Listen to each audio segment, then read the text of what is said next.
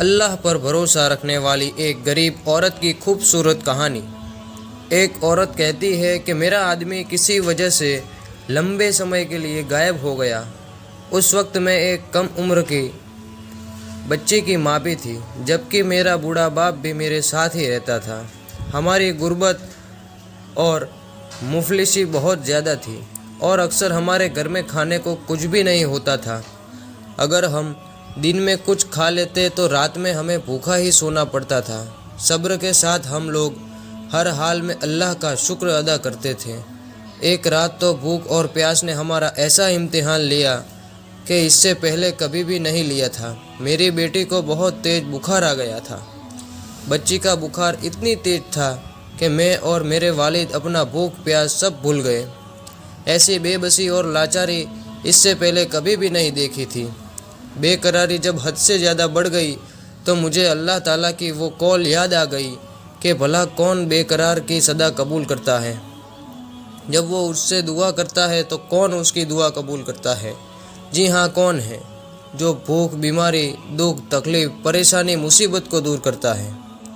یہ سب سوچ کر جب میں صبح کو اٹھی اور وضو کیا، پانی سے پٹی بھگا کر بچی کے سر رکھی، اللہ کے حضور نماز کے لیے کھڑی ہو گئی۔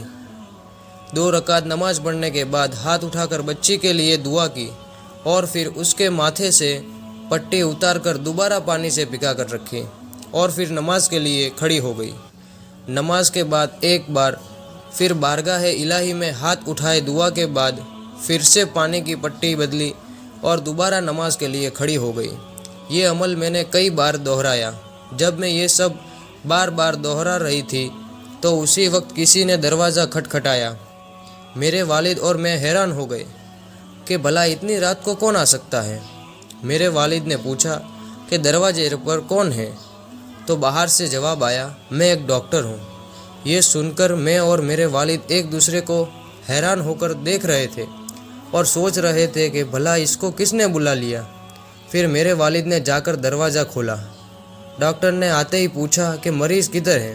ہم نے سادگی سے بچے کی طرف اشارہ کر دیا۔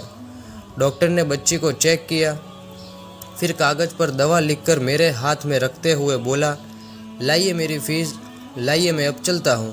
میں نے دھیرے سے ڈاکٹر سے کہا کہ ڈاکٹر صاحب، میرے پاس آپ کو دینے کے لیے پیسے نہیں ہیں، بلکہ ہمارے گھر میں تو کئی دنوں سے کھانا بھی نہیں ہے۔ میرا یہ جواب سنتے ہی ڈاکٹر غصے میں بولا کہ اگر تمہارے پاس مجھے دینے کے لیے پیسے نہیں ہیں تو مجھے آدھی رات کو فون کر کے کیوں بلایا؟ میری نیند کیوں خراب کی؟ تم لوگوں نے ڈاکٹر کے منہ سے ٹیلی فون کی بات سن کر مجھے لگا کہ ڈاکٹر شاید غلطی سے ہمارے گھر میں آ گیا ہے۔ میں نے ہمت کر کے ڈاکٹر کو جواب دیا کہ ڈاکٹر صاحب، ہم نے آپ کو فون کر کے نہیں بلایا ہے، بلکہ ہمارے پاس تو ٹیلی فون ہی نہیں ہے۔ یہ سن کر ڈاکٹر نے مجھ سے پوچھا کہ اچھا، کیا یہ منصور کا گھر نہیں ہے؟ تو میں نے جواب دیا، نہیں ڈاکٹر صاحب، منصور کا گھر تو ہمارے برابر ہے۔ یہ سن کر ڈاکٹر تھوڑا خاموش ہوا، پھر ہمارے گھر سے نکل کر ہمارے پڑوسی کے گھر چلا گیا اور ہم شرمندگی سے خاموش بیٹھے رہے۔ تھوڑی دیر ہی گزری تھی کہ وہ ڈاکٹر ایک بار پھر ہمارے گھر میں آ گیا۔ آنکھوں میں آنسو اور دھیمی آواز میں بولا کہ اللہ کی قسم، میں تمہارے گھر سے اس وقت تک واپس نہیں جاؤں گا جب تک تمہارا پورا قصہ نہ سن لوں۔ تو میں نے اس ڈاکٹر کو اپنا پورا قصہ سنا ڈالا کہ کس طرح میں بچی کے سر پر پانی کی پٹیاں رکھ رہی تھی اور اللہ سے دعا مانگ رہی تھی۔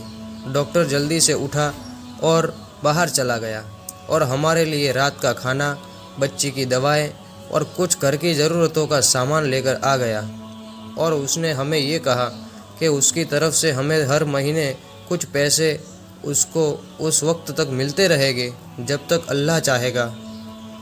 اور اس بات سے ہمیں یہ سبق ملتا ہے کہ جی ہاں، یہ اللہ پر بھروسہ کی کہانی۔